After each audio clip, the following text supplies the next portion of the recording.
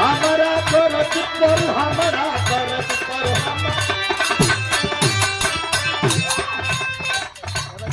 हमारा दर्द पर राजा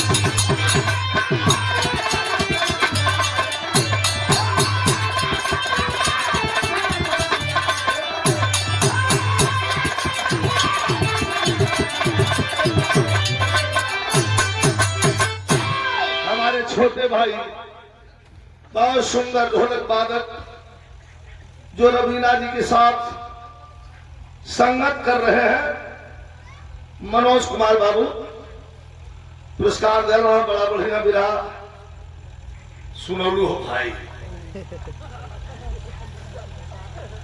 बिराह में आज पहली बार केहू हिम्मत कैला सा कि शुरुआत तक उठ के हमारे सामने भी रसगा दिया।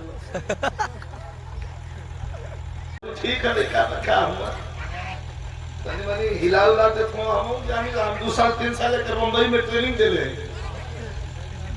लेकिन बिरहा का कुछ मान सम्मान बाहर का मन ना कर जाके हमका तनी थोड़ा सा चमक, थोड़ा सा लटक ऐसा होना चाहिए, थोड़ा सा। लियो भैया लियो।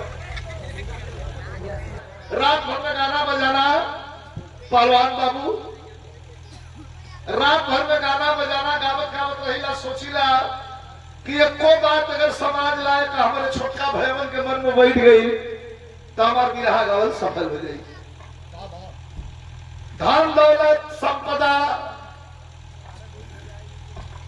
और इस समाज में यश कीर्ति स्थापित करे के हो तो अपने से बड़े का सम्मान और माता पिता का आदर जरूर कर लेना मित्रों। इससे बड़ा दुनिया में न कोई शक्ति है, न इससे बड़ी कोई भक्ति है।